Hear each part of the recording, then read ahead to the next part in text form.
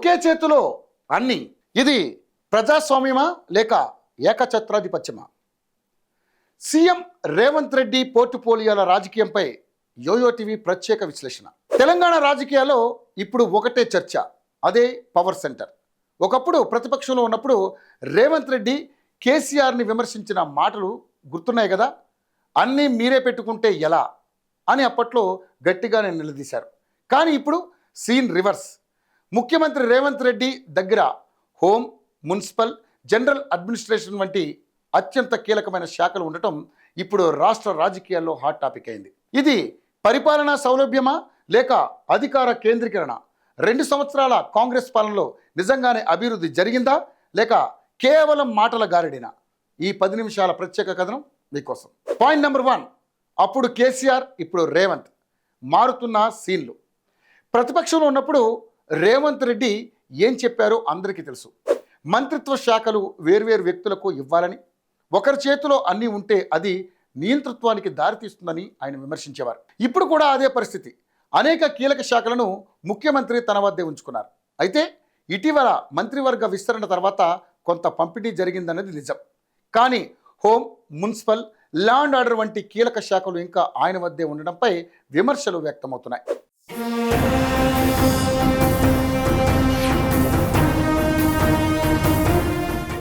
Point number 2, రాజ్యాంగం ఏం చెబుతోంది? భారత రాజ్యాంగం ప్రకారం మంత్రివర్గంలో శాఖల కేటాయింపు అనేది ముఖ్యమంత్రి విచక్షణ అధికారం. మంత్రిత్వ శాఖలు పని విభజన కోసం ఏర్పడ్డాయి. ఒకే వ్యక్తిపై భారం మోపడం వల్ల పాలన కుంటుపడదా అనేది మేధావుల ప్రశ్న. రాజ్యాంగం ఆశించే కలెక్టివ్ రెస్పాన్సిబిలిటీ, సామూహిక బాధ్యత ఉండాలంటే ప్రతి శాఖకు పూర్తి స్థాయి స్వతంత్ర మంత్రి ఉండాలి.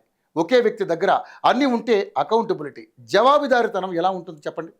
సో పాయింట్ నెంబర్ 3, 2 ఏళ్ల కాంగ్రెస్ పాలన, అభివృద్ధి ఎక్కడ? గడిచిన 2 సంవత్సరాల్లో రేవంత్ రెడ్డి ప్రభుత్వం అనేక ప్రయత్నాలు చేసింది.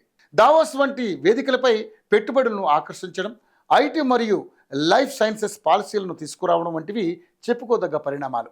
ఇక విపక్ష పార్టీలు, ముఖ్యంగా బీఆర్ఎస్ చేస్తున్న విమర్శల ప్రకారం ప్రభుత్వం కేవలం ప్రకటనలకే పరిమితమైంది. మౌలిక సదుపాయాల కల్పన, హైదరాబాద్ మెట్రో 2వ దశ వంటి ప్రాజెక్టుల్లో జాప్యం, రోడ్ల దుస్థితిపై ప్రజలు పెదవి విరుస్తున్నారు. ఇక నెంబర్ 4, మాటలకే పరిమితం, పనులేవీ లేవు, విమర్శల దాడులు. ఎస్, నిజంగానే బీఆర్ఎస్ వర్కింగ్ ప్రెసిడెంట్ కేటీఆర్ మరియు ఇతర విపక్ష నేతలు ఆరోపిస్తున్నట్లుగా ప్రభుత్వం కేవలం 4th సిటీ అని, హైడ్రా అని, మూసీ రివర్ అని కొత్త పేర్లు చెబుతూ కాలక్షేపం చేస్తుందా? ఇది నిజమేనా? ప్రభుత్వం క్షేత్రస్థాయి సమస్యలను గాలికి వదిలేసి రియల్ ఎస్టేట్ వ్యాపారం మీద, ల్యాండ్ డెవలప్మెంట్ మీద ఎక్కువ దృష్టి పెడుతుందని ఆరోపిస్తున్నారు. ఇక కిషన్ రెడ్డి వంటి కేంద్ర మంత్రులు కూడా డిపిఆర్ల జాప్యం గురించి విమర్శిస్తున్నారు.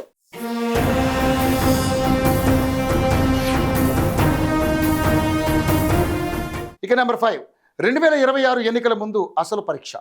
నిజంగానే రాబోయే గ్రేటర్ హైదరాబాద్ మున్సిపల్ ఎన్నికలు రేవంత్ రెడ్డి నాయకత్వానికి అసలైన అగ్ని పరీక్ష. ప్రజలు అభివృద్ధిని చూసి ఓటేస్తారా లేక మాటల గారడిని గుర్తించి ప్రభుత్వంపై తిరుగుబాటు చేస్తారంటే అనేది కూడా మనం వేచి చూడాల్సిందే. ఇప్పటి వరకు జరిగినటువంటి లోకల్ బాడీ ఎన్నికల్లో కాంగ్రెస్ మెరుగైన ఫలితాలు సాధించిన హైదరాబాద్ వంటి నగరంలో ప్రజా సమస్యలు వేరుగా ఉంటాయి.